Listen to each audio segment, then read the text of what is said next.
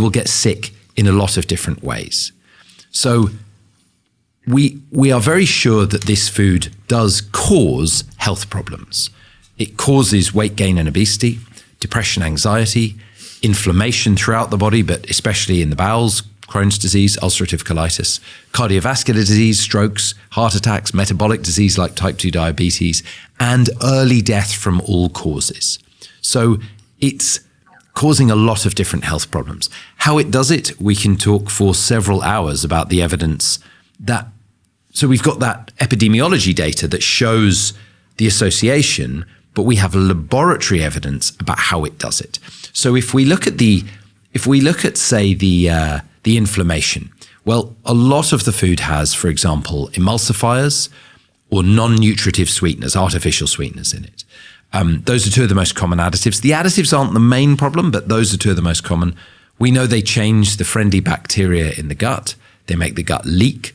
If you leak fecal bacteria into your bloodstream, it causes inflammation, liver damage, and there's good evidence that leads to the kind of changes we associate with bowel cancer and bowel inflammation. So that's like one very simple way, and we have very good data from very good experiments in rats and people linking those additives with those problems. Back to the food industry. Is it fair to say that the food industry, to put it very simple here, are focusing on three aspects: making the products with the cheapest possible ingredients, with a long shelf life, and max profits? Yes, the food industry is focused on one thing, actually, which is money. And we can demonstrate using their own data. So my last paper was published with economists, and we just used food industry financial data to show that all they care about is money. This, again, is not a revolutionary hypothesis. Anyone who works in a publicly limited company where you can buy a share, that is the function of that company. It's the legal obligation of that company to make money for its owners. It can't damage its own share price. So the way food companies make money is by prolonging shelf life, because you can then make a mince pie for next Christmas in February, which helps you with your production lines. Use the cheapest possible ingredients. Why would you use an egg if you can use a synthetic emulsifier? Why would you use butter when you can use palm stearin? So you hammer down the price of ingredients, and then you make the food addictive.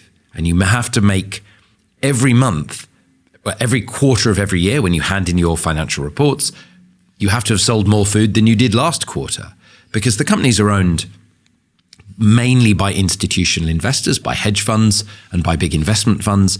And particularly the hedge funds, they need quarterly growth. Some are focused on annual growth, but no one cares much about growth in a longer cycle than 2 or 3 years. So you have to be eating more and more and more every 3 years. In the UK, we're maxed out. We can't eat any more at meals. So the companies have filled the after breakfast slot with a breakfasty bar. Then there's a snack when you get to work. There's a pre-lunch snack. There's a 3 p.m. snack. There's stuff for the middle of the night. Breakfast cereals are now marketed as being suitable for dessert. Desserts are marketed as being suitable for 24 hours a day. So they need us to be continuously eating. And the most exciting thing for the food companies is to expand into South Asia, into Africa, and into East Asia. That's the only way they can get growth. And so they're doing it incredibly aggressively. Is it like, did you get a lot a counter argument that that we talked about now sounds like a neo-Marxist or anti-free market argument? Well, my book is not anti-capitalist. I'm not anti-capitalist. So if we look at that incentive structure, the companies are obliged to their owners. So who owns them? Well, these big investment funds like BlackRock, like Vanguard. But who owns BlackRock and Vanguard? Well, my private pension is in BlackRock and Vanguard. So when I retire, I need more money than I put into the pension. I need growth. So I am the problem. So you can critique capitalism if you want, but you might as well critique gravity. There's no point. It's the water we swim in. It's the air we breathe. You're not going to bring down capitalism. What you can argue for, and what I argue for, is some very gentle regulation. Now, whenever we regulate big industries, we generally see improved performance. The pharmaceutical industry, I mean, look at the last few years, the vaccines, the new GLP-1 agonists, semaglutide, Wegovy, Ozempic. pharma is the most stringently regulated, along with aviation, of all industries. It does incredibly well. We've seen the more regulation, the better the growth, especially compared to when it was unregulated. So industry can withstand regulation. And free market, I am proposing a free market, right? So free markets function on perfect information. That's one of the principles of a free market. At the moment, we have information asymmetry with the food industry hides information, they suppress research, they create bias in data. What I'm asking for is proper independent oversight, regulation, and information for consumers.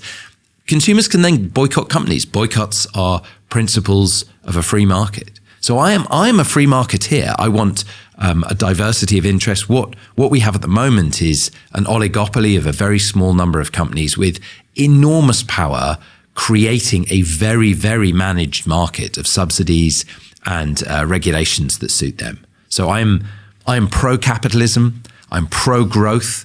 I would like to see a booming industry of real food, of small producers, of, in Norway you have a big farming community. There's so much growth that is being suppressed by a handful of transnational companies. So if you are a Norwegian nationalist and you're right-wing and you want a strong military and a good national football team and a booming economy to beat other countries, the best thing you can do is to regulate the transnational food corporations and feed your children well. So my argument should be apolitical and appeal across the spectrum.